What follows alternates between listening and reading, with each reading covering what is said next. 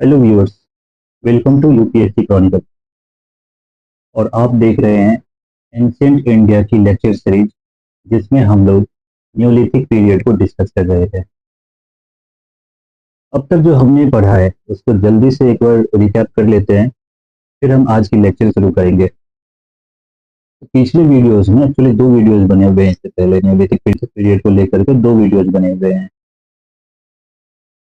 तो उन वीडियोस में हमने देखा है न्यूलिथिक पीरियड की शुरुआत इंडियन सब कॉन्टिनेंट में 6000 बीसी से होती है। हालांकि कुछ कैलिब्रेटेड डेट हैं जो इसकी शुरुआत 8000 बीसी तक मानती है, लेकिन जो अभी हमारी जनरल अंडरस्टैंडिंग है एंड मोस्ट एक्सेप्टेड व्यू है, तो उसके अकॉर्डिंग 6000 बीसी से न्यूलिथिक पीरियड की शुरुआत इंडियन सब कॉन्टिनेंट के कॉन्टेक्स्ट में मानी जाती है। और ये कल्चर 1000 बीसी तक चली, यानी कि ओवरऑल 5000 साल ये कल्चर चलती रही। पर इसका ये मतलब नहीं है कि किसी एक साइड पे ये कल्चर 5000 साल चले। अलग अलग रीजन्स में अलग अलग टाइम पीरियड से ये कल्चर, यानी कि न्यूलिथिक कल्चर, इमर्ज होती गई और चलती रही। कहीं पे ये लंबे समय तक चली, कहीं पे ये शॉर्ट ड्यूरेशन के लिए भी रही। न्यूलिथिक का मतलब भी हमने समझा था, न्यू स्टोन एज। और इसको न्यू क्यों कहते हैं? क्योंकि अब जो टूल्स यूज हो रहे हैं वो तो स्टोन के ही है, पर वो पॉलिश्ड है। पॉलिश्ड का मतलब है कि पत्थर को पत्थर से घिस करके उसको उसको शाइनिंग बनाया जाता था और उनमें रिफाइनमेंट की जाती थी। तो पहले जो पत्थरों को तोड़ करके बनाया जाता था, अब पत्थरों को घिस करके बनाया जाने लगा। तो इससे रिफाइनमेंट बढ़ी, जो स्मूथनेस है वो बढ़ी, और जो एजेस हैं वो ज़्यादा शार्प होने लगे। और चूंकि जो पत्थर यूज हो रही है, बेसाल्टिक रॉक यूज हो रहे हैं, तो बेसाल्टिक रॉक पहले के कंपैरिजन में काफी ज्यादा मजबूत होते थे, तो इनको तोड़ा भी नहीं जा सकता था आसानी से। इसलिए ये जो टूल्स हैं वो ड्यूरेबल टूल्स की तरह काम आए, और जिनका उपयोग इन्होंने, जो हमारे न्यूलिथिक पीपल थे, उन्होंने जंगल की कटाई में और फ्लोइंग में, खेत जोतने का काम में इनको एम्प्लॉय किया, यूज किया। फिर हमने इस पीरियड से जुड़े हुए जो भी सोर्सेज हैं, यानी कि जिन सोर्सेज के बेसिस पे हम इस पीरियड को समझते हैं, इस कल्चर को जानते हैं, उन सोर्सेज को भी हमने एनालाइज किया था। हमने इनके कुछ कैरेक्टरिस्टिक फीचर्स देखे थे न्यूलिथिक पीरियड के, जैसे कि regular use of pottery, settled village community, polished stone tools and the beginning of domestication and agriculture. यहाँ पे एक चीज आपको क्लियर रखनी है कि although some features are overlapping, the characteristic features of Neolithic period is throughout same for all the regions. But if we look closely, there are regional variations also, and these regional variations are more pronounced in terms of their settlement patterns, their styles and designs of potteries, cereals which they cultivated, animals they domesticated, and their beliefs, particularly the burial system. And they were also distinct in terms of their progressive stages, that is they were at different levels of development. तो ये जो हमारी characteristic feature है और regional variations है, इनको हम आज के लेक्चर में समझेंगे। हमने इससे पीरियड से जुड़े हुए दो हिस्टोरिकल डिबेट्स को भी डिस्कस किया था। एक डिबेट थी कि इस पीरियड में एग्रीकल्चर या डोमेस्टिकेशन की शुरुआत क्यों होती है, और दूसरी, क्या जो इस पीरियड में जो चेंजेस हुए, क्या उन चेंजेस को रिवॉल्यूशन कहा जा सकता है या नहीं।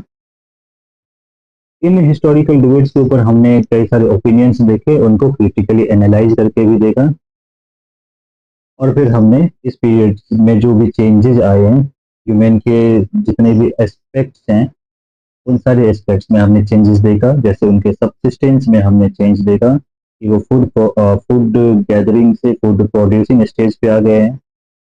इकोनॉमी में चेंजेस देखा हमने, एक ट्रेड की शुरुआत हुई, फॉर्मल एक्सचेंज की शुरुआत हुई, and people started to take different craft activities as their mode of occupation. So there was specialization and diversification of craft activities also.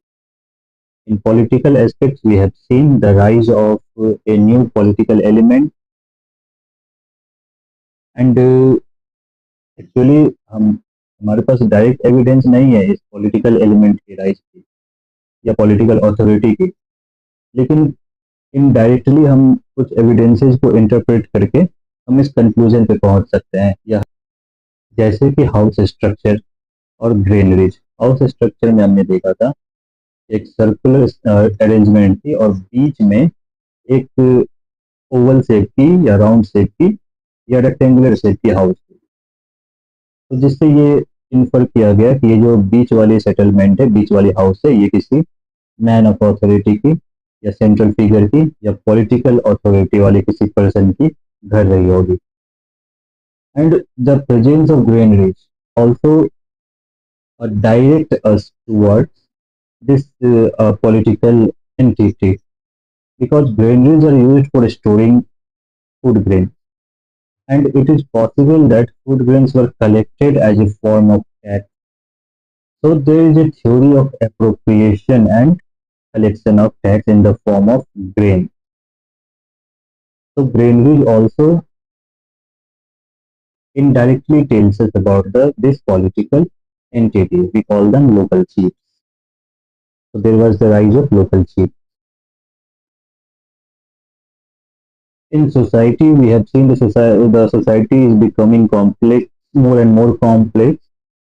Although there were simple societies as earlier, but the larger sites represents more complex society, and we have seen the social differentiation.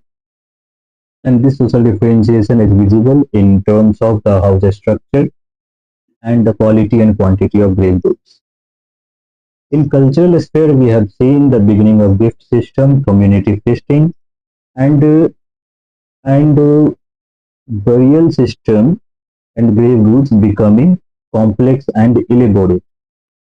We have also seen the cultic figures becoming more and more widespread. Almost all the Neolithic sites have given these cultic female figurines and humped bull terracotta figurines, and the presence of these figurines from Neolithic onwards, when we had the beginning of domestication and agriculture,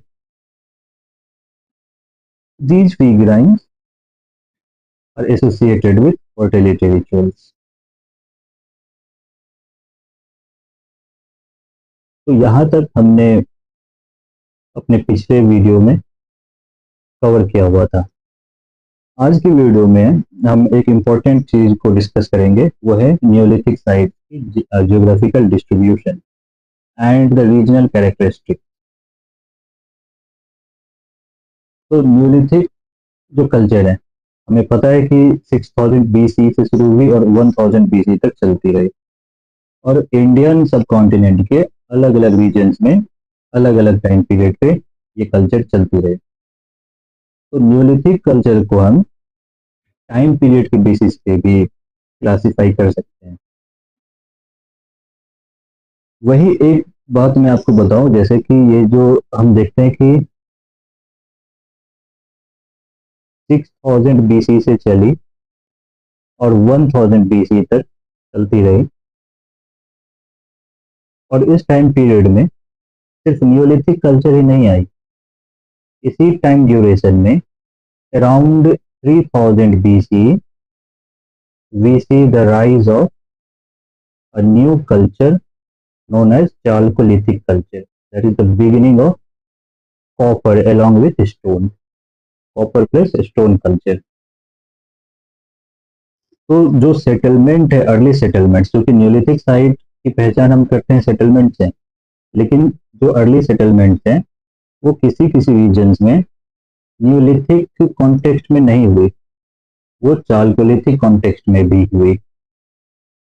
तो culture के basis पे हम sites को classify कर सकते हैं as neolithic site, as chalcolithic site, and there are some sites which have both of these characteristics. So these sites are known as Neolithic Chalcolithic sites. तो culture के basis पे भी हम साइट्स को क्लासिफाई कर सकते हैं, और फिर टाइम पीरियड के बेसिस पे भी हम क्लासिफाई कर सकते हैं। जैसे कि हमारे पास सबसे अर्ली सेटलमेंट हमें 6000 BC में नजर आती है, और जो पहली न्योलिथिक साइट है वो हम मेहरगढ़ के रूप में जानते हैं। फिर 6000 से 4000 BC के बीच में, इस टाइम पीरियड में हम नॉर्थ वेस्ट में and in Belan valley we see the expansion of Neolithic culture or Neolithic settlement, expansion of Neolithic culture. Actually कुछ सोर्सेज की माने तो जो बेलन वैली की पहली साइट है, जो कोल्डिहवा है, तो कोल्डिहवा आपको याद होगी कि जो हमने देखा था कि 4 अर्ली सेंटर्स ऑफ एग्रीकल्चर, इसमें कोल्डिहवा भी थी, जो Jericho, Mehrgarh, Koldihwa and Thailand. So Koldiva, one of the earliest agricultural centers, is independently developed, and according to some evidences, some sources, Koldiva is contemporary with Mehergarh phase 1. Mehergarh की जो पहली phase है, first cultural phase of Mehrgarh. Actually Mehrgarh की जो excavation हुई तो मेहरगढ़ को 6 अलग अलग सब फेजेस में डिवाइड किया गया। तो जो मेहरगढ़ की सबसे पहली वाली फेज है, उसकी कॉन्टेम्पररी कोल्डिवा को कुछ सोर्सेज मानती हैं। कुछ सोर्सेज, एक आप देखेंगे यूपी में लहुरा देव है, संत कबीर नगर डिस्ट्रिक्ट है, तो लहुरा देव से भी हमें अर्ली राइस की डोमेस्टिकेशन मिली है, और लहुरा देव को भी कुछ जो सोर्सेज हैं वो इसी की कॉन्टेम्पररी मानती है, कोल्डिवा के साथ इसको एसोसिएट करके रखती हैं। लेकिन जनरली ये लहुरा देव 6000 से 4000 BC के बीच की, यानी कि मतलब कि late 6th millennium and early 5th millennium के टाइम पीरियड की नियोलिथिक साइट है। इसके बाद हम देखते हैं कि 3500 ऑनवर्ड्स, 3500 ऑनवर्ड्स, यानी कि 3500 से 2000 BC के बीच, we see the further expansion of Neolithic culture. So we write Neolithic expansion, and during the same time we see the emergence of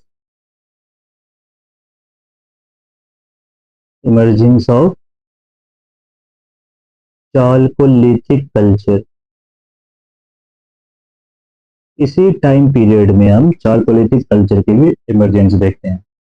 तो अब जो 3500 के बाद नियोलिथिक और चालकोलिथिक साथ साथ चलेंगे, यानी कि कुछ ऐसे साइट्स होंगे जहाँ पे चालकोलिथिक कल्चर चलेगी, और उसी टाइम पीरियड में कुछ ऐसे साइट्स होंगे जहाँ पे नियोलिथिक कल्चर चल रही होगी या चलेगी। फिर फर्दर हम एक्सपेंशन देखते हैं 2000 BC से 1000 BC, further expansion of Neolithic and Chalcolithic culture।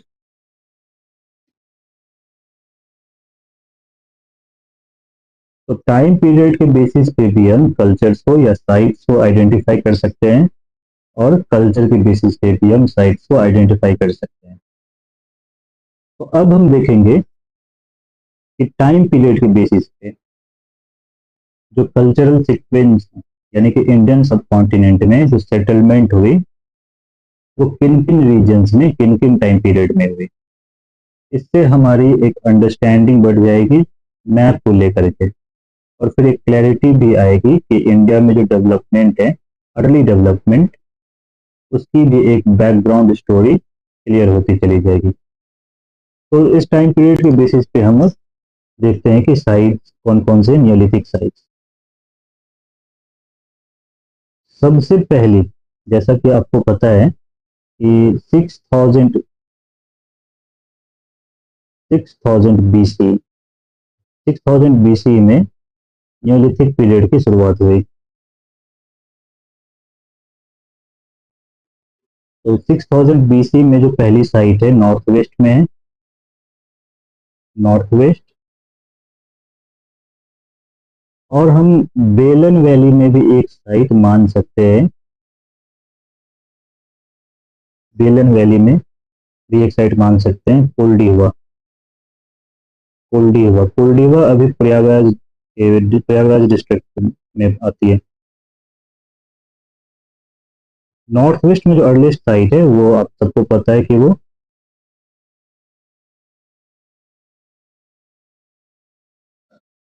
तो सबसे पहली साइट नॉर्थ वेस्ट में मेहरगढ़ है जो कि बलूचिस्तान में है।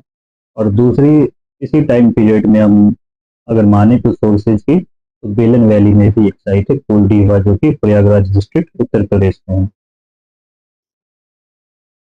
फिर 6000 BC के बाद, यानी कि 6000 BC से एक्चुअल 4000 BC अगर ले लेते हैं, तो नॉर्थ वेस्ट में और बेलन वैली में न्यूलिथिक कल्चर्स की।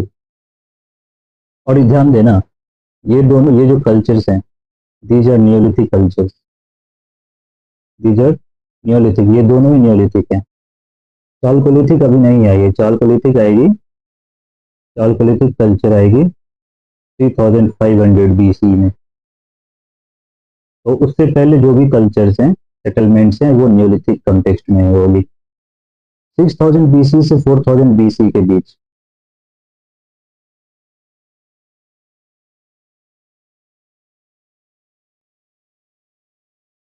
We see the expansion of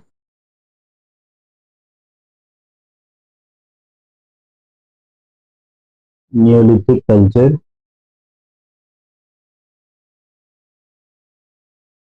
in Northwest and Belen Valley।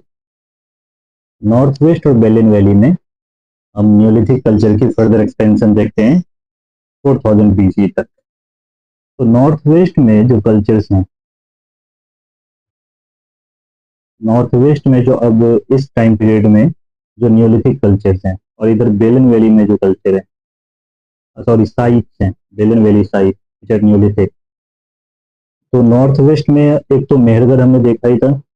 तो बिसाइड्स मेहरगढ़ वी हैव किली गुल Mohammad,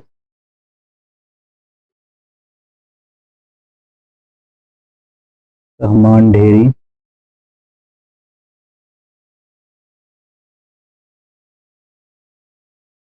डाम Sadat, सियादाम,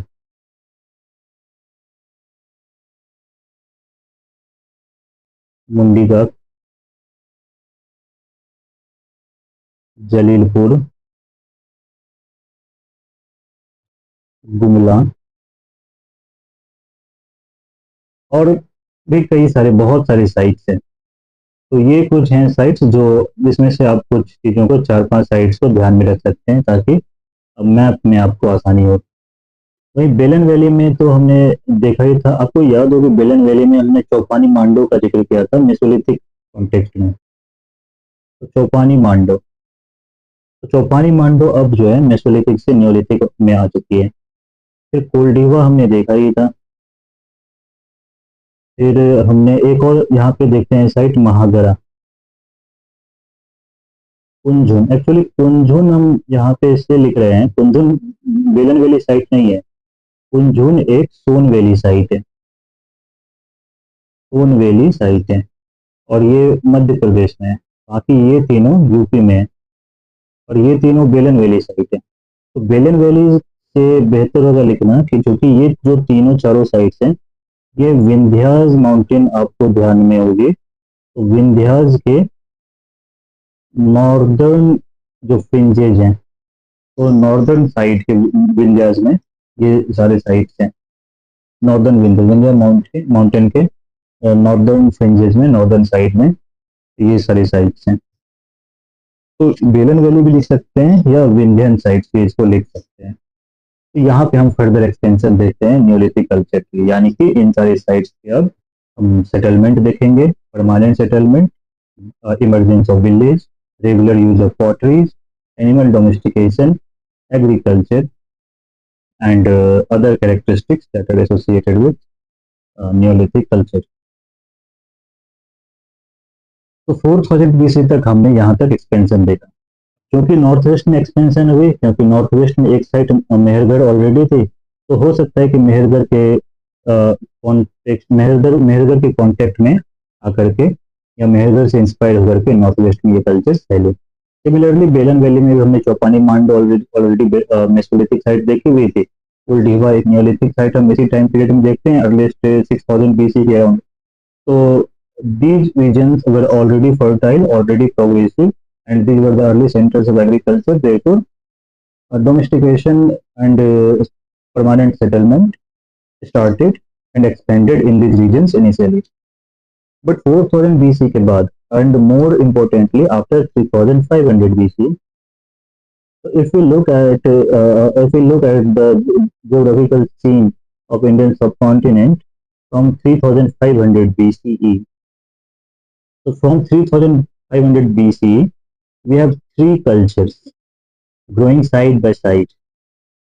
So one culture is already Neolithic, which will continue till 1000 BC, and we have started a new culture, the Chalcolithic. Chalcolithic culture started at those regions where there was the availability of copper. For example, in Rajasthan and in some regions of western and northern Deccan. So Chalcolithic culture. Then we have some sites which have both the characteristics of Neolithic and Chalcolithic. So from 3500 BC onwards, हम देखते हैं कि अब जो दूसरे regions हैं वो किस तरह से अपनी जो हिस्टोरिकल ट्राजेक्टरी है वो फॉलो करती है, यानी कि यहाँ से हमें रीजनल वेरिएशंस ज़्यादा अच्छे तरीके से साफ साफ दिखाई पड़ने लगेगी। तो सबसे पहले हम देखते हैं कि नियोलिथिक साइट कहाँ कहाँ है, नियोलिथिक कल्चर या नियोलिथिक साइट। और ये 3000 BC से हम इस चीज को लिखते हैं 2000 BC तक, 2000 BC तक। तो इसी टाइम पीरियड में नियोलिथिक साइट की जो एक्सपेंशन है वो हम नए रीजन में भी देखते हैं। जैसे हम देखते हैं अब कश्मीर में, तो कश्मीर में एक तो आपको ऐसे तो काफी सारी साइट्स हैं, कम से कम 15-20 साइट्स तो कश्मीर में होंगे जो नियोलिथिक साइट है, बट दो साइट यहाँ पे बहुत इंपॉर्टेंट है। और एक है बुरजहम और दूसरी गुफकराल। तो कश्मीर में ये दो इंपॉर्टेंट नियोलिथिक साइट्स हैं। कश्मीर के बाद हम फिर देखते हैं सेंट्रल गंगा वैली में, in central Ganga valley, central Ganga valley में फिर गोरखपुर वगैरह साइट हैं, गोरखपुर के आसपास है साइट। फिर हम यहाँ पे लोअर गंगा वैली में भी इसी टाइम पीरियड में देखते हैं, lower Ganga valley and eastern India. तो लोअर गंगा वैली में हम फर्दर देखेंगे बिहार में, बिहार में कुछ साइट्स हैं जैसे सेनवार, फिर चिरांद, फिर एक ताराडीह है बोध गया में, फिर एक है चेचर कुतुबपुर,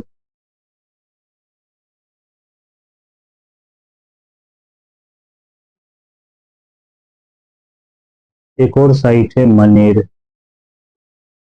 पटना के पास। तो ये कुछ साइट्स हैं जो बिहार में नियोलिथिक साइट्स हैं जो 3000 BC के ऑनवर्ड्स बिहार में इमर्ज की नियोलिथिक कॉन्टेक्स्ट में। फिर वेस्ट बंगाल में भी कुछ साइट्स हैं, वेस्ट बंगाल में भी है, एक है महिषदल, दूसरी साइट है पांडु राजा ढूबी, पांडु राजा ढीबी। फिर कुछ साइट्स इसी टाइम पीरियड हम झारखंड में भी देखते हैं, उड़ीसा में भी देखते हैं।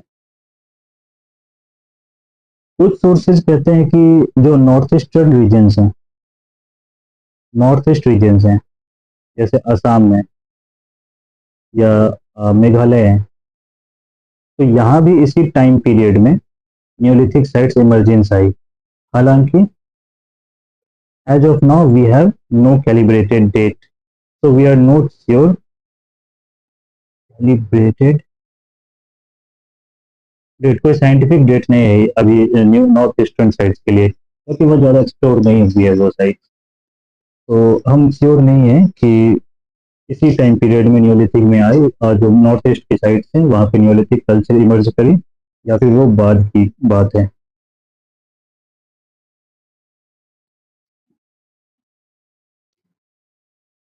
फिर जो न्यूलिथिक साइट्स हैं इस टाइम पीरियड में, हम साउथ इंडिया या पेनिनसुलर इंडिया में भी इसकी इमरजेंस देखते हैं। तो साउथ इंडिया में हम आंध्र प्रदेश में, तमिलनाडु में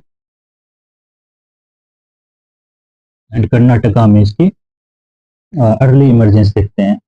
तो आंध्र प्रदेश में जो एक साइट है उतनूर, उतनूर आपने सुना होगा या आगे कई बार सुनेंगे उतनूर का, उतनूर की जिक्र। तो उतनूर एक साइट है जो सबसे पहले साउथ इंडिया में, जो one of the few early Neolithic sites हैं साउथ इंडिया की। तमिलनाडु में है पय्यमपल्ली, कर्नाटका में कुछ साइट्स हैं जैसे वतगल, कूरेकल। तो ये कुछ साइट्स हैं जो अर्ली न्यूलिथिक साइट्स हैं साउथ इंडिया के। 2000 BCE के बाद साउथ इंडिया में न्यूलिथिक साइट काफी वृहद स्तर पे फैल जाएगी। तो ये तो है 3500 BC के बाद न्यूलिथिक साइट्स।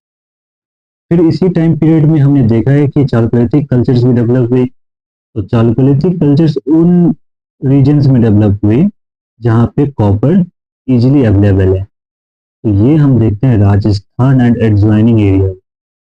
तो राजस्थान की जो सबसे पहले कल्चर है वो हम देखते हैं जोधपुरा ज्ञानेश्वर कल्चर, जोधपुरा ज्ञानेश्वर कल्चर। और फिर हम आहर कल्चर को देखते हैं, आहर and बानस culture. So Ahar and Banas are identical, they have not much cultural difference. So Ahar and Banas are more और लेस सिमिलर कल्चर। और राजस्थान में ये जो जोधपुरा कल्चर है, तो जोधपुरा कल्चर,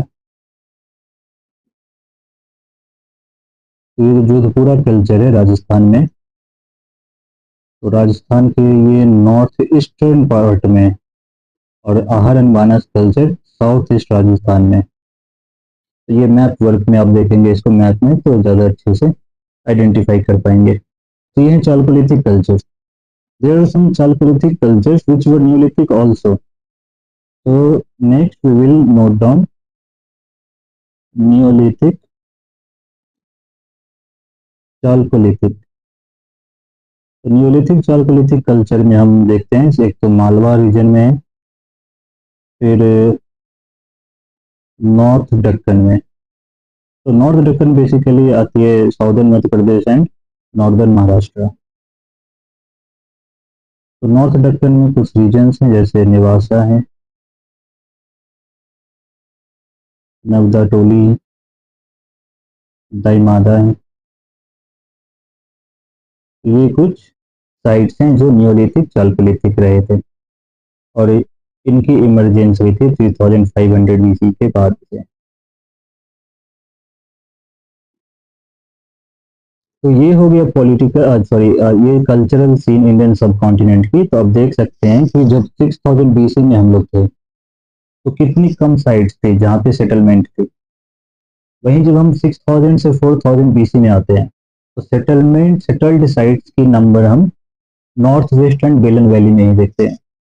लेकिन जब हम 4000 BC के बाद आते हैं, पर्टिकुलरली 3000 BC से 2000 BC के बीच, तो हम फर्दर एक्सटेंशन देखते हैं न्यूलिथिक साइट्स की इंडियन सब कॉन्टिनेंट में। तो हम नॉर्थ में भी देखते हैं, ईस्ट में भी देखते हैं, वेस्ट में भी देखते हैं, साउथ में भी देखते हैं। सेंट्रल रीजन में भी देखते हैं। तो अब पूरी इंडियन सब कॉन्टिनेंट में जगह जगह पे न्योलिथिक बस्तियां, न्योलिथिक सेटलमेंट्स इमर्ज कर गई। लोग परमानेंट घर बना करके रह रहे हैं। लोग नियमित रूप से रेगुलर पॉटरीज यूज कर रहे हैं, लोग एग्रीकल्चर कर रहे हैं, लोग ट्रेड कर रहे हैं, क्राफ्ट जगह जगह फैल गई। अब इतने सारे रीजन्स में क्राफ्ट एक्टिविटीज फैली तो एक ट्रेड नेटवर्क भी धीरे धीरे बननी शुरू हो गई। तो ट्रेड नेटवर्क जो हम आज देखते हैं कि सिल्क रूट देखे या जो भी हम देखते हैं उत्तर पथ दक्षिणा पथ, या जो हम आज ग्रैंड ट्रंक रोड देखते हैं, तो इन सब की जो शुरुआत है वो हम न्योलिथिक पीरियड से ही देख सकते हैं। 2000 बीसी के बाद से और 1000 बीसी तक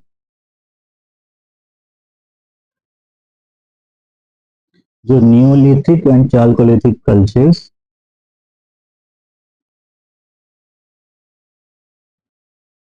Neolithic and Chalcolithic cultures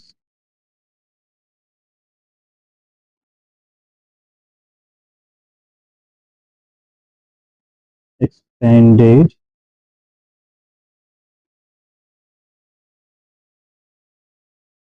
more aggressively,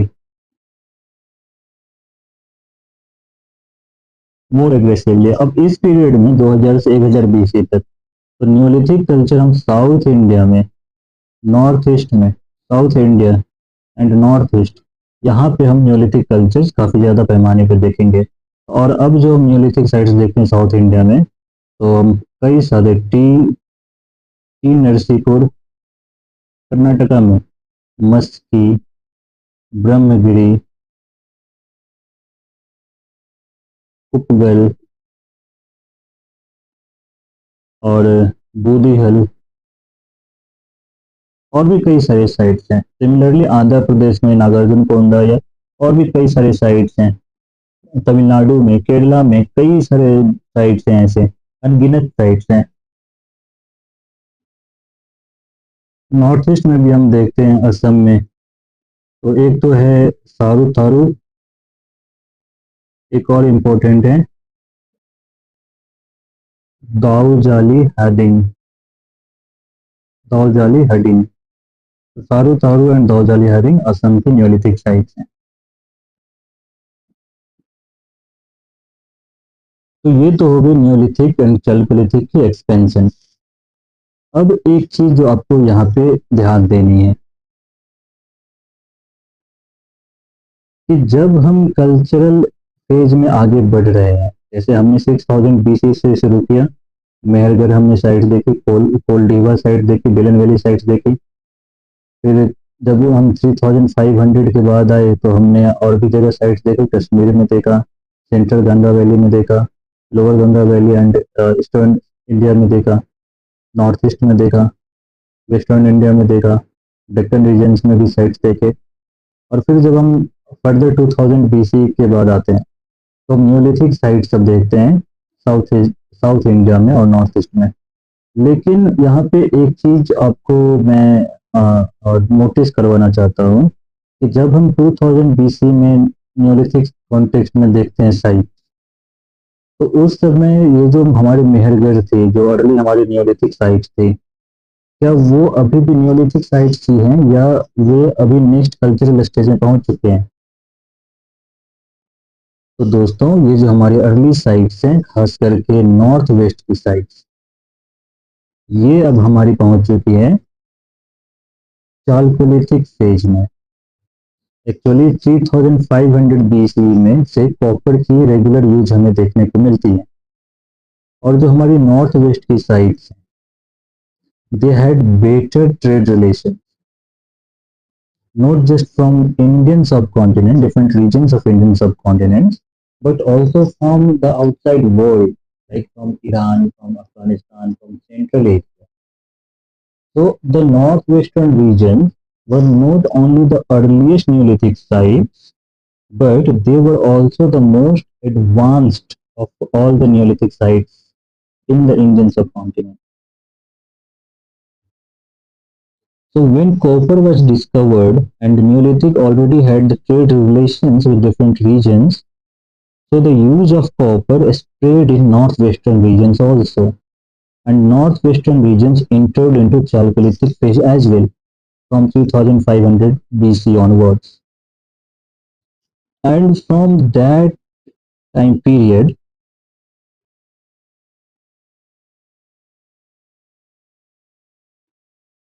I hope जहाँ तक मैं आप मेरे साथ बने हुए हैं कि 3500 BC तक जो नॉर्थ वेस्ट की साइट्स हैं वो चालकोलिथिक में अब इंटर कर चुकी है। उन्होंने न्यूलिथिक को छोड़ दिया, अब वो मूव ऑन कर चुके हैं चालकोलिथिक में, क्योंकि अब कॉपर स्मेल्टिंग की टेक्निक उन्होंने भी सीख ली, कॉपर इंपोर्ट करने लग गए और कॉपर के टूल्स बनाने लगे। तो न्यूलिथिक जो नॉर्थ वेस्टर्न साइट्स हैं वो भी चालकोलिथिक फेज में पहुंच चुकी है।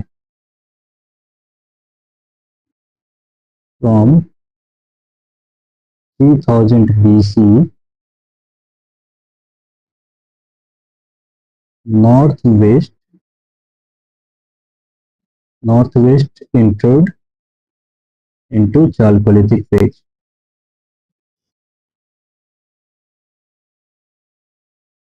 और जो हम साइट्स देखते हैं, जैसे 3000 के बाद हम आते हैं तो नॉर्थ वेस्ट की जो साइट्स हैं, तो नॉर्थ वेस्ट में और भी जो साइट्स हैं जैसे कोट दीजी है, आमरी है, मैं यहाँ पे मेंशन कर देता हूँ और भी साइट्स को, Kot Diji, Amri, even Harappa.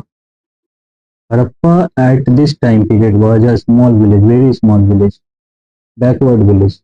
But when we reach 3500 BC, so Harappa started to, the Harappa and other northwestern regions, they not only entered Chalcolithic, but they started moving towards urbanization.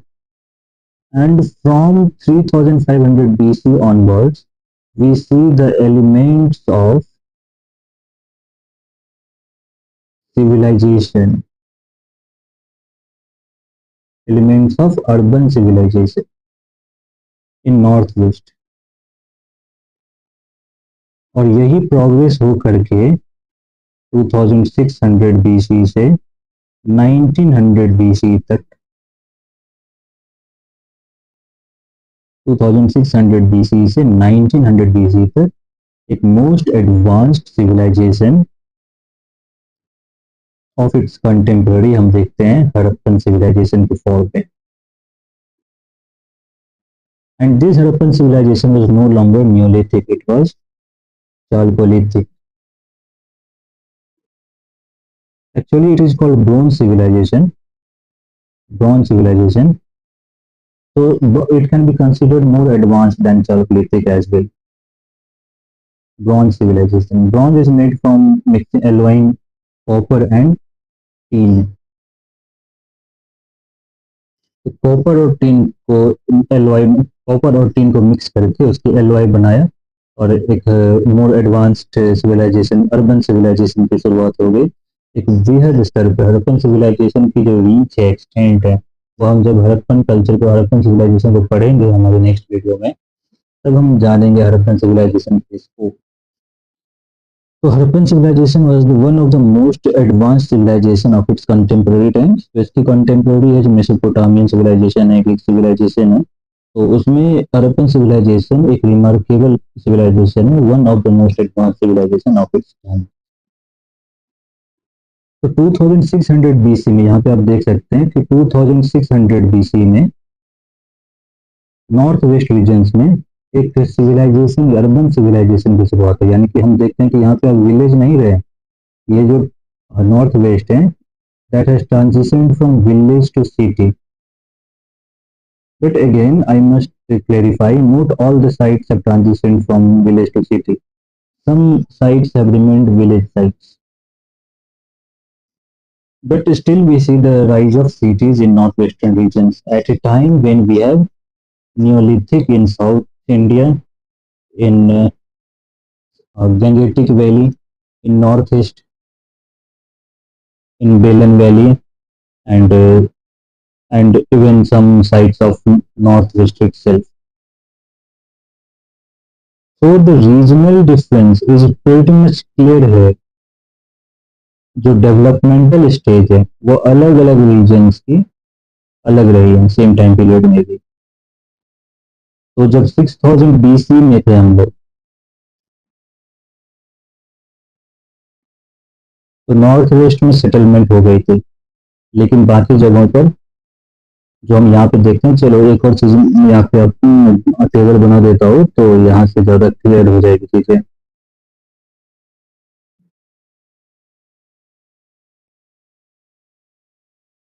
हम मान इसको नॉर्थ वेस्ट, मतलब कि हमको जोन्स में बांट लेते हैं अपने साइट्स को। नॉर्थ वेस्ट के बाद देखते हैं हम बेलन वैली। बेलन वैली के बाद हम सेंट्रल या middle Gangetic plain, Gangetic valley, Gangetic plain, eastern India and peninsular reason और साउथ इंडिया।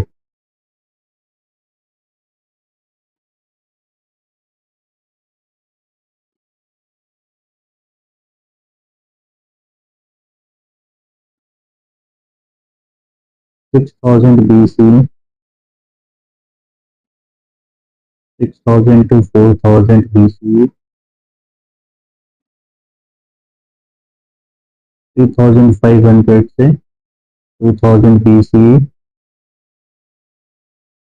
एंड 2000 से 1000 BC।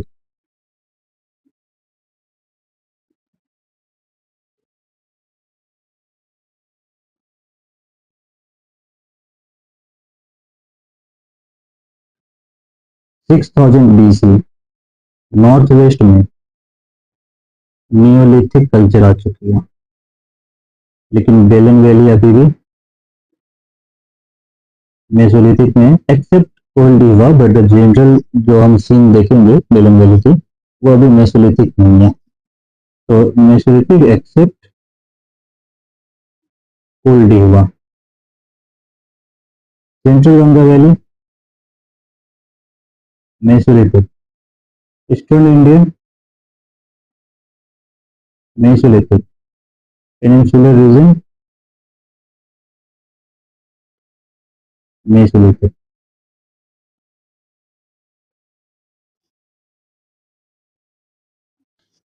जब तक हम मेसोलिथिक पीरियड तक थे तो रीजनल वेरिएशन नहीं हुआ करते थे।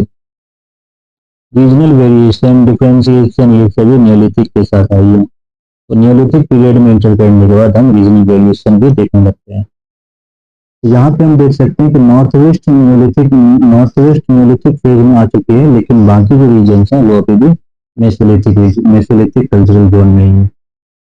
6400 BC के बाद 6000 से 4000 BC के बीच जो नॉर्थ वेस्टर्न रीजन है वहां पे नियोलिथिक कल्चर की एक्सपेंशन हो चुकी है।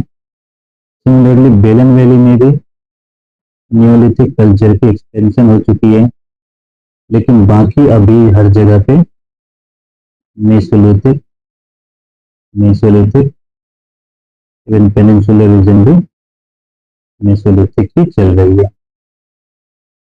3500 BC के बाद नॉर्थ वेस्ट में हम देखते हैं चालकोलिथिक कल्चर आ चुकी है,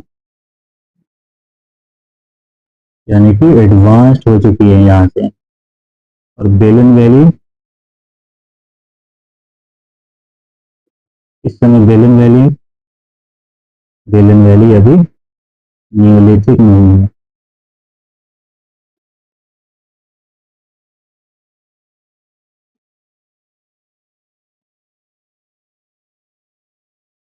सेंट्रल गंगेटिक प्लेन नियोलिथिक नहीं है। ईस्टर्न इंडिया नियोलिथिक आई ही है अभी।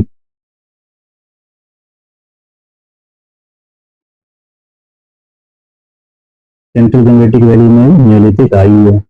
पेनिनसुलर में नियोलिथिक अभी ठीक तरीके से आई भी नहीं है, अभी आनी शुरू हुई है।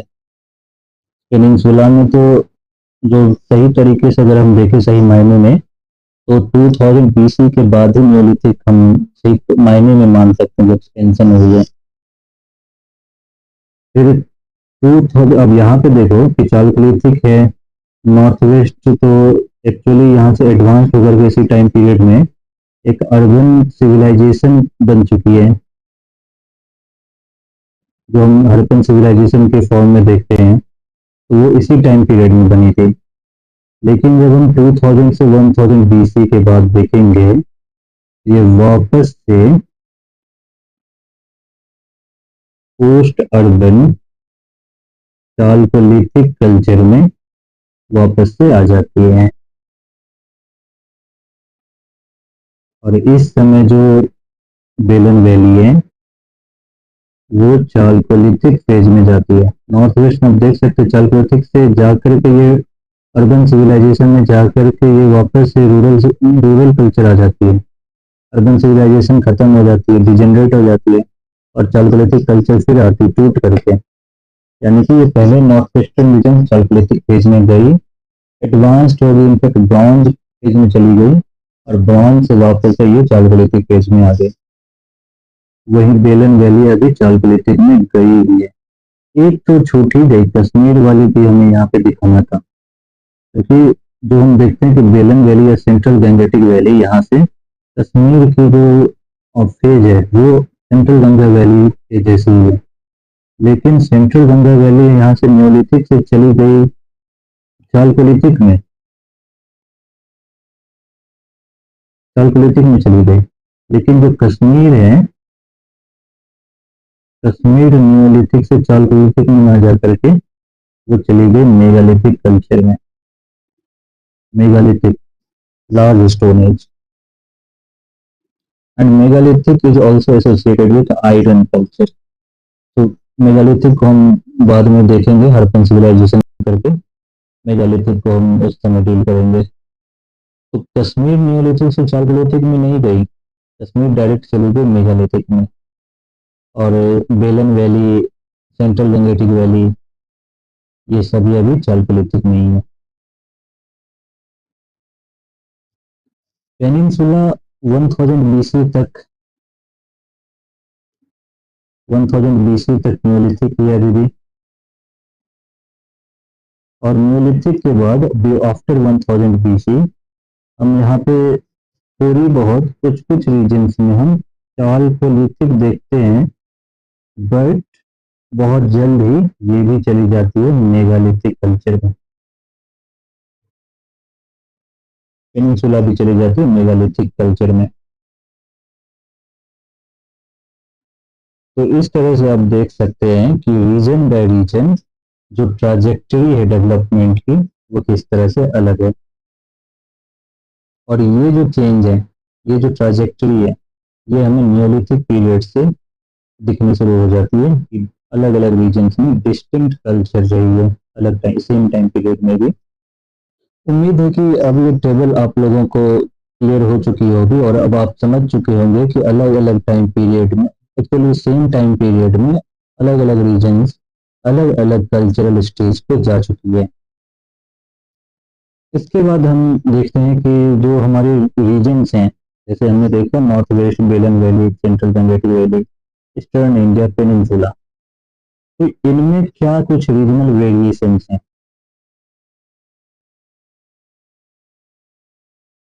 तो जब हम नॉर्थ वेस्ट की बात करते हैं,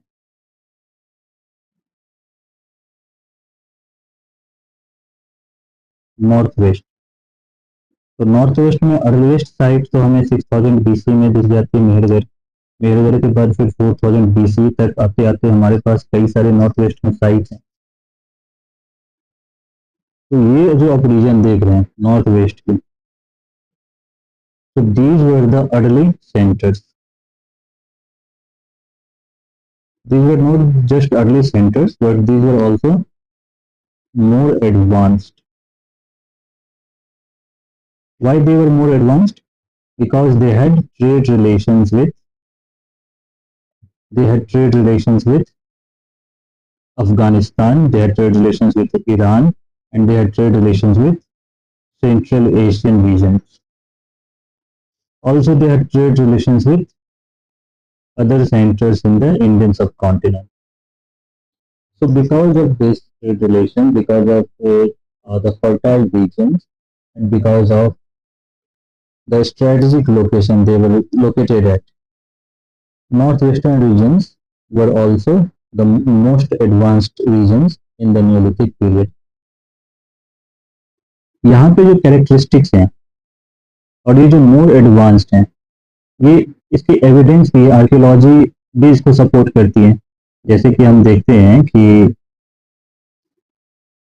यहाँ जो क्रॉप है, तो वीट,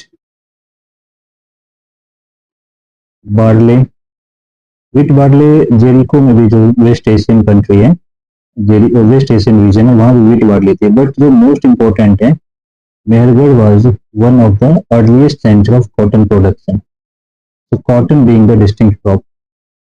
Similarly, जो हाउस स्ट्रक्चर देखते हैं, तो यहाँ पे हमें मड ब्रिक देखते हैं, mud houses and mud brick houses, mud brick houses देखने को मिलती हैं। बाकी जगह जो हाउस स्ट्रक्चर है, अदर हाउस स्ट्रक्चर्स, दे वर वाटल एंड डॉब, वाटल एंड डॉब, वाटल एंड डॉब और मड ब्रिक, मड ब्रिक, ये डिस्टिंक्शन है। नॉर्थ वेस्ट में मड ब्रिक हाउसेज, और जो बाकी जो जितने भी रीजन्स हैं, चाहे वो सेंट्रल इंडिया हो या साउदर्न पेनिनसुला हो, चाहे वो बेलन वैली हो, चाहे वो कश्मीर की रीजन हो, वहाँ हमें वैटल एंड डॉग हाउस देखने को मिलती है। वैटल एंड डॉग हाउस कैसे बनी होती है? जैसे कोई लकड़ी होगा, तो आप बांस वगैरह देखते हैं ना, तो बांस की जो बांस को काट करके उसके छोटे छोटे पीस, पतले पतले जो लंबे पीसेस बनाए जाते हैं, उनको फिर टुगेदर स्टिच करके इस तरह की वाटर बनाई जा जाती, जो इस तरह के स्ट्रक्चर बनाए जाते थे, और इनके ऊपर जो है मड से लेप लगाया जाता था, जिसको मड प्लास्टर कहते थे। ये हाउस स्ट्रक्चर आप विलेज एरियाज में अपने गांव में कभी जाएंगे तो वहाँ शायद अब देखने को आपको मिल सकती है, लेकिन अब तो क्योंकि पक्कों के मकान बन चुके हैं कई हर जगह लगभग, तो मुश्किल है आजकल ये चीज़ें मिलने दिखने। पर अभी भी गूगल इमेजेस वगैरह पे आप सर्च करेंगे तो आपको ये चीज़ें ज़्यादा क्लियर हो जाएंगे। और शायद स्लाइड में मैंने ऐड किया था इस फिगर को, वाटल एंड डॉग को। हाँ, ये जो आप देख रहे हैं, ये इस तरह के स्ट्रक्चर, तो ये है मड प्लास्टर है, और ये जो इस जो मड के अंदर आप स्ट्रक्चर देखेंगे वो इसी तरह की कोई जो बम्बू वगैरह की या कोई स्टिक या कोई अगर लकड़ी होगी तो उसी को स्टिच करके जोड़ जोड़ के एक ढांचा तैयार किया गया होगा, जिसके ऊपर से मड की प्लास्टर की गई होगी। और ये जो ऊपर रूफ देख रहे हैं, तो रूफ, इसको रीड बोलते हैं। रीड एक तरह की घास होती है, लंबी घास होती है, तो वो रीड हाउसेज भी बोलते हैं इसको।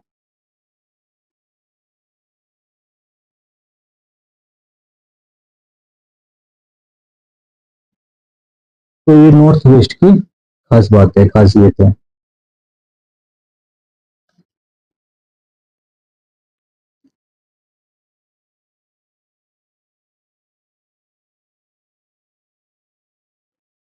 तो नॉर्थ वेस्ट में अगर लिखना हो, अगर कोई साइट आइडेंटिफाई की गई है जैसे मैप में काम आ जाती है, तो north these regions, north west, north western neolithic site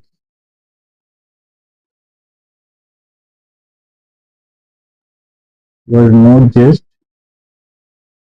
earliest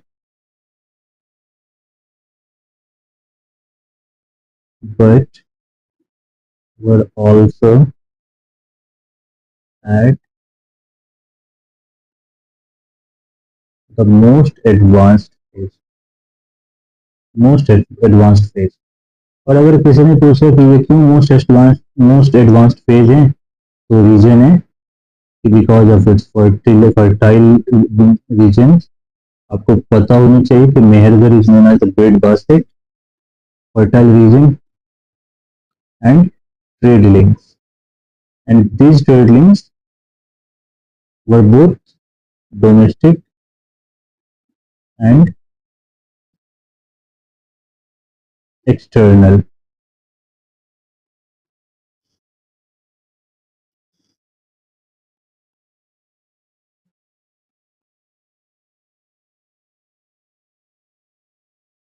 People lived in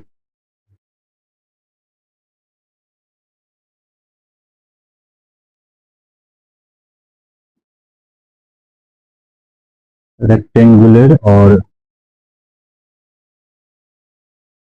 circular houses made of mud brick. ये जो मड ब्रिक है ये डिस्टिंक्ट बनाती है नॉर्थ वेस्टर्न साइड्स को बाकी दूसरे साइड से।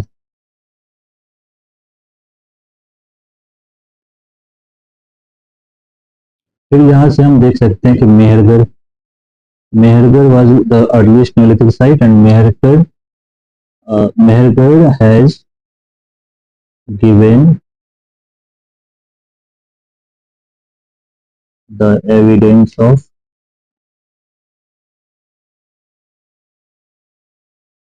Earliest cotton production.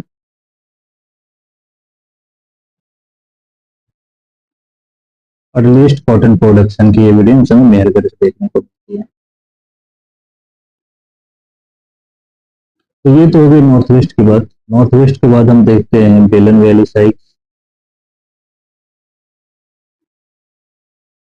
बेलन वैली, तो बेलन वैली की खास बात पता है आप लोगों को क्या है कि बेलन valley is the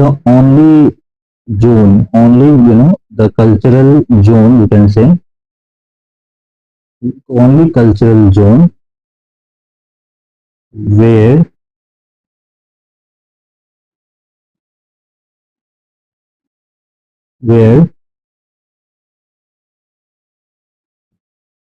cultural continuity from Mesolithic to Neolithic is traceable. So it is the only cultural zone जो हमने अलग अलग कल्चरल जोन्स देखे थे, जैसे नॉर्थ वेस्ट देखा, बेलन वैली देखा, गंगेटिक वैली देखा, पेनिनसुलर रीजन देखा, ईस्टर्न इंडिया देखा, वेस्टर्न इंडिया देखा। तो बेलन वैली इकलौती ऐसी जोन है, कल्चरल जोन है, जहाँ पे मेसोलिथिक से नियोलिथिक में ट्रांजिशन की एविडेंस है। इसके अलावा और किसी भी साइट में कहीं पर भी हमें मेसोलिथिक से क्लियर ट्रांजिशन नियोलिथिक में नहीं देखने को मिलती है। मेहरगढ़ में तो मेसोलिथिक फेज ही नहीं है, अर्ली सेटलमेंट नियोलिथिक सेटलमेंट है, तो वहां पे हमें मेसोलिथिक फेज देखने को मिलती ही नहीं है। बेलन वैली में ही हमें मेसोलिथिक से नियोलिथिक में ट्रांजिशन देखने को मिलती है। हमने कई सारी मेसोलिथिक साइट्स यहाँ पे बेलन वैली में नोटिस किया था, जैसे चौपानी मांडो हमने देखा था, चौपानी मांडो, दमदमा, महादहा,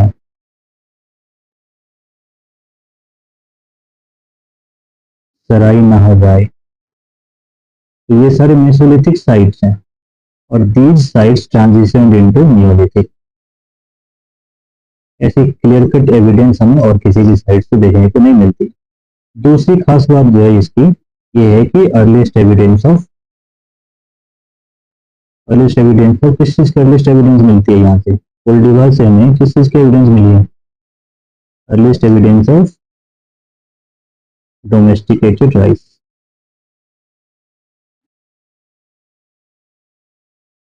तो ये है खास बात बेलन वैली की।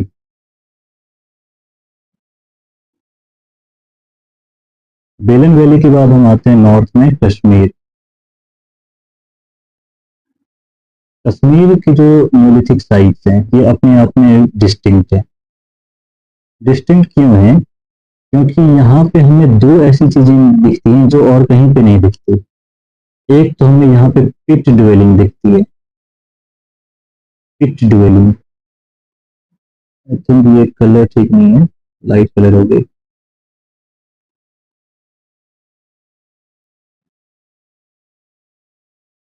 तो कश्मीर में हमें दो चीजें दिखती है, एक तो हमें पिट ड्वेलिंग दिखती है।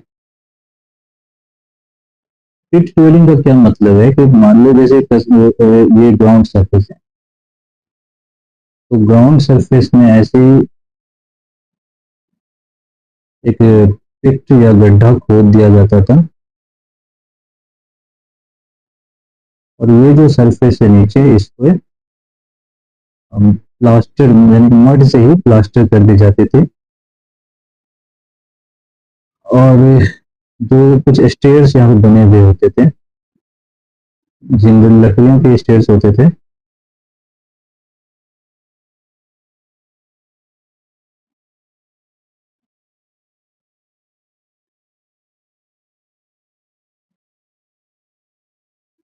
और यहाँ पे इस पिट में वो रहते थे, और इस पिट को ढक दिया जाता था। तो इस पिट में वो रहते थे, इस गड्ढे में रहते थे। और चूंकि ये रीजन थी, बहुत बड़ी साइट है, 1-2 हेक्टेयर की साइट है, तो बाकी जगह जो है ये एक्चुअली रात में इनके सोने के काम आते थे, बाकी टाइम ये दिन में बाहर ही रहते थे। क्योंकि और भी चीजें हैं, जैसे कि हमें एविडेंस मिले हैं हर्थ के। हर्थ मतलब होते हैं चूल्हे, ये हमें सरफेस पे मिले हैं, ये अंदर नहीं मिले हैं, सरफेस पे मिले हैं। और भी कुछ हमें जैसे एनिमल बोन्स वगैरह मिले हैं, तो ये भी हमें सरफेस पे ही मिले हैं।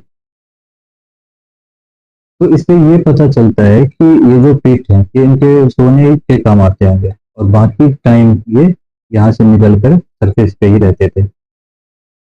लेकिन आगे चल करके ये जो पिट ड्वेलिंग है, ये आगे चल करके हम देखते हैं कि इन्होंने सरफेस पे ही अपने घर बनाने शुरू कर दिए थे। यानी कि पिट ड्वेलिंग शुरुआती फेज में कश्मीर में थी, लेकिन बाद के फेज में यहाँ पे घर बनने शुरू हो गए। और घर किस चीज के बनते थे? जो हाउस थी वो Vettel and dog house.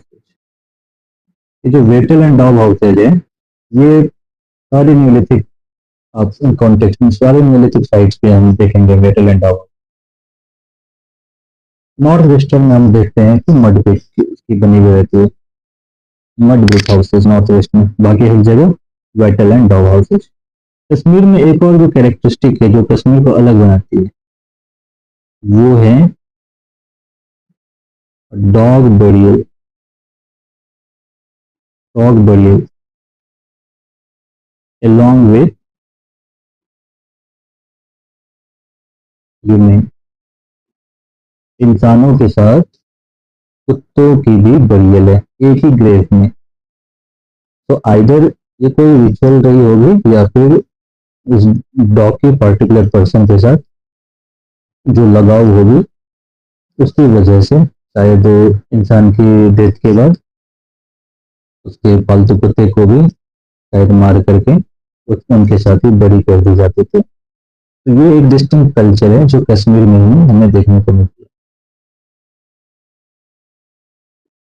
Kashmir के बाद हम देखते हैं बिलन वैली, तो देख लिया हमने। कश्मीर के बाद हम देखते हैं गैंगेटिक वैली। तो गैंगेटिक वैली में और बेलन वैली में कल्चरल सिमिलैरिटी है। डिफरेंस ये है कि बेलन वैली एक अर्ली न्यूलिथिक साइट है, गैंगेटिक वैली से पहले की न्यूलिथिक साइट है, और गैंगेटिक वैली बाद में इमर्ज हुई साइट से। तो गैंगेटिक वैली में कुछ ऐसे फीचर्स हैं, जैसे अब हम सेटलमेंट तो हम देखते हैं कि वेटल एंड डॉग हाउसेज है सेटलमेंट।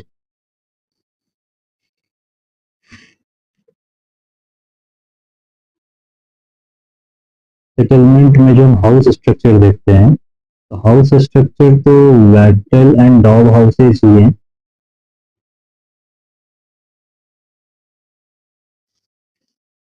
और यहाँ से भी हमें राइस कल्टीवेशन के एविडेंस मिले हैं, क्योंकि ये कैरेक्टरिस्टिक ऐसे नहीं, इसके सर एक्सक्लूसिव कैरेक्टरिस्टिक है, ये हम बेलन वैली की कैरेक्टरिस्टिक भी सेम चीज है। इसमें हम डिस्टिंक्ट हम क्या देख सकते हैं, डिस्टिंक्ट हम पॉटरी स्टाइल्स में हम यहाँ पे डिस्टिंक्शन कर सकते हैं। सो पॉटरी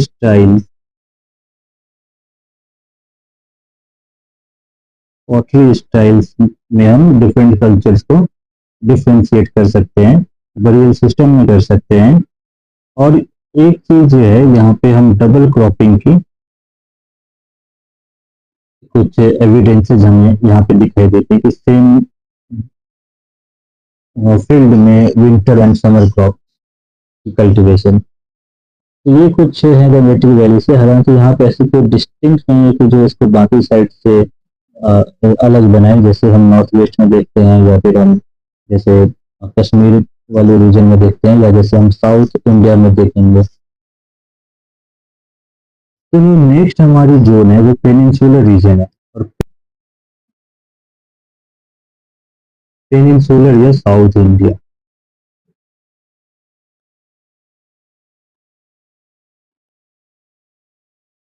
अब गैंगेटिक वैली से हम एक चीज देख सकते हैं कि हमें यहाँ पे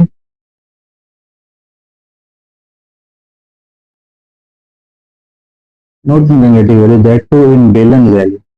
बेलन वैली से हमें एक कैटल पेन के भी एविडेंस मिले हैं महागरा से। कैटल पेन, कैटल पेन का मतलब है कि एक इनक्लोजर है, इस इनक्लोजर में कैटल्स को बांधा जाता था, रखा जाता था। क्योंकि हमें यहाँ पे हूफ प्रिंट्स मिले हैं, और जो सॉइल की जो यहाँ पे कंडीशन हो जाती है, तो उसके भी एनालिसिस से हम पता कर सकते हैं कि ये कैटल पेन रही होगी। ये महागरा से मिली है एविडेंस।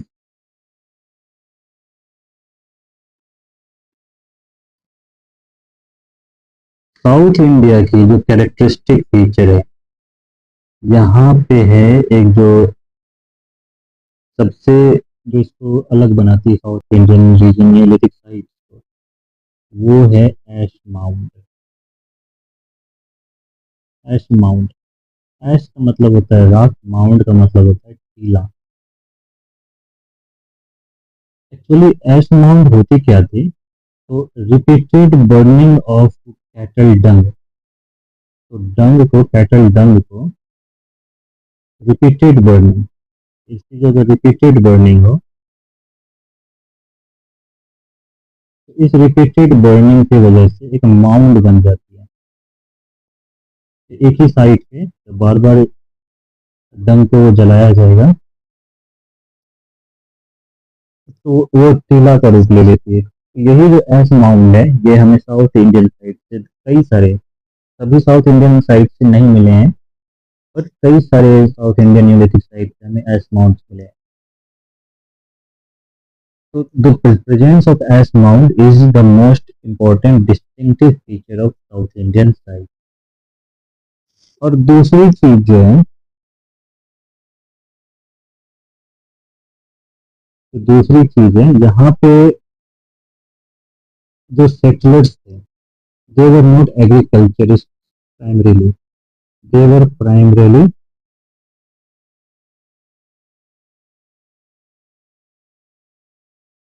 cattle herders.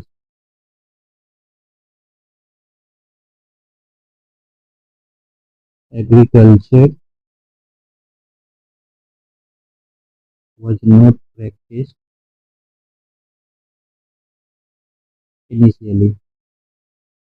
बाद के रीजन, बाद के टाइम में, जैसे 2020 के बाद से वहाँ पे एग्रीकल्चर भी प्रैक्टिस होने लगे, उसके एविडेंस भी हमें मिलने लगे। लेकिन जो शुरुआती सेटलर्स थे, they were cattle herders and they were not agriculturist. However, they knew the methods of cultivation, and one or two crops they cultivated, but not on a large scale that we can call it agriculture. So they were maybe cultivators, but they were primarily cattle herders. And these cattle herders lived in a settlement, जैसे ये उनके settlement है, तो इसी settlement में वो अपने अपने कैटल्स बांधेंगे। मान लो कि ये एक एरिया है जहाँ पे उन्होंने अपने कैटल्स बांधे, और इसके चारों बगल इनके घर है। तो इस एरिया में कैटल बंधे हुए हैं और कैटल की जो डंग होगी, वेस्ट होगी, उसको एक साइड में एक जगह कहीं पे उसको ईयर मार्क की जाएगी, जहाँ पे डंग को रखी जाएगी और समय समय पर इस डंग को जलाई जाएगी। तो ये जो जलाने से यहाँ पे क्या हो जाती है, एक माउंड बन जाती है, टीला बन जाती है, वही एस माउंड है। कई बार ये जो कैटल एरिया है या एस माउंट साइट है, ये हैबिटेशन साइट के साथ ही थी और कई बार हैबिटेशन साइट से अलग भी थी।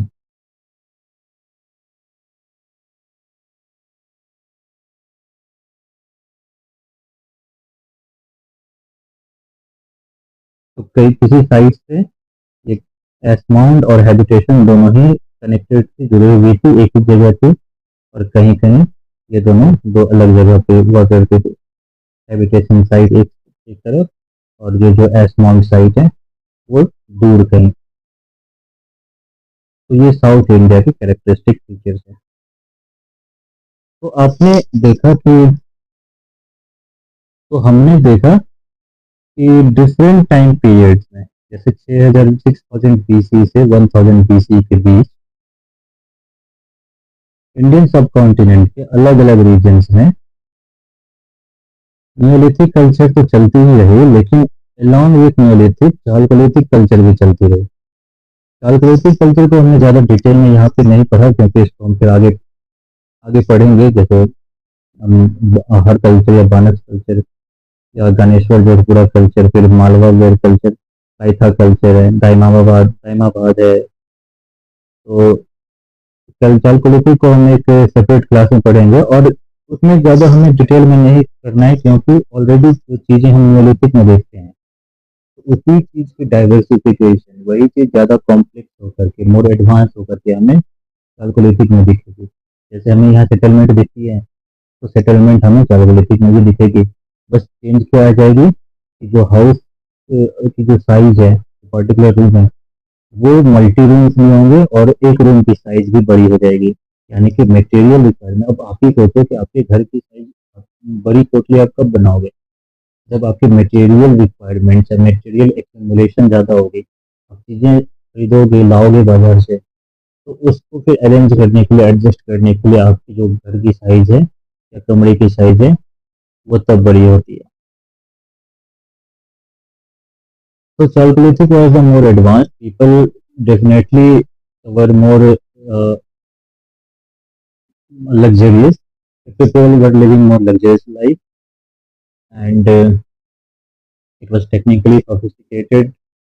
And all the characteristic features we have seen in Neolithic got enhanced and diversified in Chalcolithic. जैसे हम craft activities Neolithic में हमने देखा डाइवर्सिफाई हुई, तो Chalcolithic में वो और भी ज़्यादा डाइवर्सिफाई हो जाएगी। ट्रेड लिंक और भी ज़्यादा स्ट्रांग हो जाएगी और भी दूर दूर रीजन से ट्रेड होने शुरू हो जाएगी।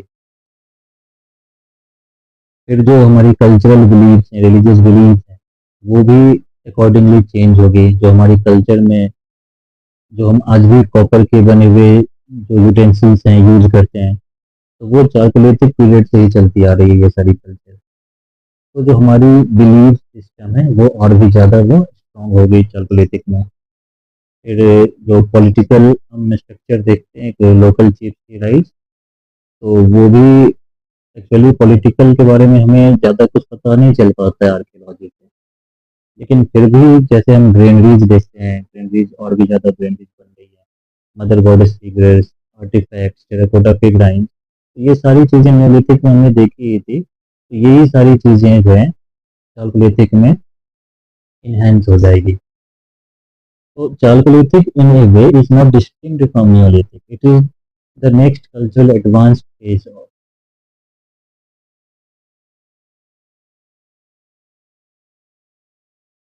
इसलिए अगर जो नियोलिथिक को हमने समझ लिया है, तो चालकोलिथिक को समझने में ज़्यादा मुश्किल नहीं होगी। और चालकोलिथिक भी हमने देखा, जैसे हमने देख ही लिया कि चालकोलिथिक की जो एक्सटेंशन है, जो इस मैप में हमने देखा, तो ये तो मैप है नियोलिथिक साइट की, तो आप यहाँ पे देख रहे हैं कि नॉर्थ वेस्ट में आपको नियोलिथिक साइट दिख रही है। यहाँ पे ईस्टर्न इंडिया में भी आप इतने जगहों पे आप नियोलिथिक साइट्स देख सकते हैं। साउथ इंडिया में भी आप न्यूलिथिक साइट्स देख सकते हैं, लेकिन ये जो रीजन है वेस्टर्न इंडिया और नॉर्दर्न दक्कन, तो इस रीजन में आपने न्यूलिथिक साइट्स नहीं देखा। वो इसलिए नहीं देखा क्योंकि इस रीजन में चालकोलिथिक कल्चर चल रही होगी, और चालकोलिथिक कल्चर फिर धीरे धीरे पर्कोलेट करेंगे नॉर्थ वेस्टर्न रीजन्स में। तो नॉर्थ वेस्टर्न रीजन्स भी चालकोलिथिक कल्चर के कॉन्टेक्ट में आएगी, और इस रीजन में आप बाद में देखेंगे हम लोग कि यहाँ पे एक advanced Harappan culture, Harappan civilisation,